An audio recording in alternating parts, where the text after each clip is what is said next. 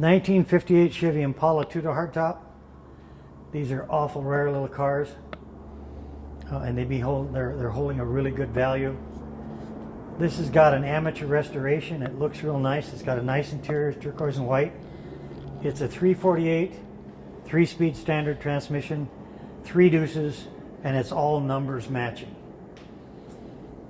And motor's original, transmissions are nothing's been rebuilt, brakes have been rebuilt, fuel system's been rebuilt, car runs and drives. 1958 Chevy Impala 348, 3-deuce carburetors. This is another bare bones car, which I happen to like, old school bare bones cars. No power brakes, no air conditioning, no power steering. The steering on these cars are very good even without power steering.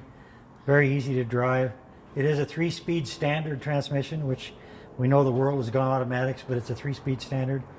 I went through all the fuel system 2 years ago, rebuilt the carburetors, new fuel pump, all that stuff. And so it starts and runs really well. And it's a numbers matching outfit. We've owned it for probably 40 years. And it's just been a fun car to have, fun car to work on. And it's going to make you a good car too.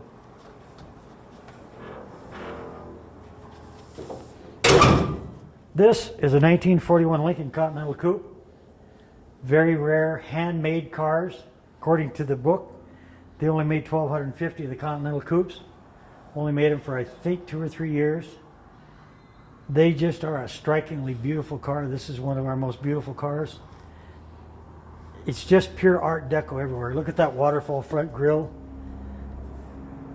4-piece front bumper. I mean, it's just everything about it is pure class. The interesting thing about these cars was they came 2 ways, which I found out later. The silver model, which was all silver plated.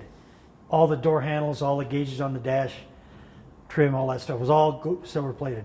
The gold model, all that stuff was gold plated. Well, I didn't have the money to do gold plated, so we just went with chrome instead, but that's the 2 versions that they put out. This car cost over $10,000 brand new when it was manufactured by Henry Ford. It's got a beautiful Continental kit on the back. The trunk comes out and wraps itself around the Continental kit. It's got huge fender skirts. It's got a beautiful interior. It's got all new glass. The motor in it is an original. Now this is where it kind of changes. Everything on the outside is original stock. I put all the emblems back on it. Everything is stock because I wanted it to look nice on the outside of stock. But it's got a fire-breathing 468 Lincoln V8 in it, hooked to a Cruise-O-Matic transmission, hooked to the Lincoln rear end. So it all came out of the same car, so it's all geared the same, which means that it really cruises down the highway. Now this came out of a 1968 Lincoln, and you remember how they would run. They would just run 100 miles an hour just as nice as it could be. Well, this car will do the same thing. It'll just cruise 80 miles an hour because the drivetrain is all hooked up to match. And everything works on it. Radiator was redone, carburetor was redone. Motor is original from when I got it. I did not rebuild it. Same with the transmission. I bought it and had it shipped up here from Arizona and rebuilt it. And this is just a really nice driving car. Unfortunately, it will not be cheap.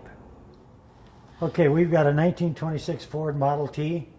And what this is a Marshall's Paddy wagon.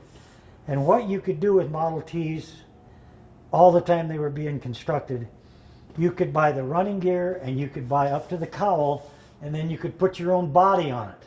Or you could go to a carriage maker and they would make a body for you. And that's what this is. This is a special paddy wagon body that was mounted on this Model T frame. Everything's fully functional. The little bugger ran and drove before we parked it in here. It needs a good cleaning now. We'll get to that.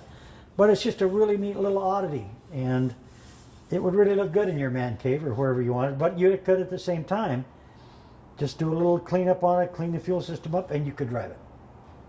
And this is priced pretty good. We've got a price on this. It's on our website. And it's pretty competitive with other Model Ts, maybe a little cheaper. But this isn't that bad. This is a good car.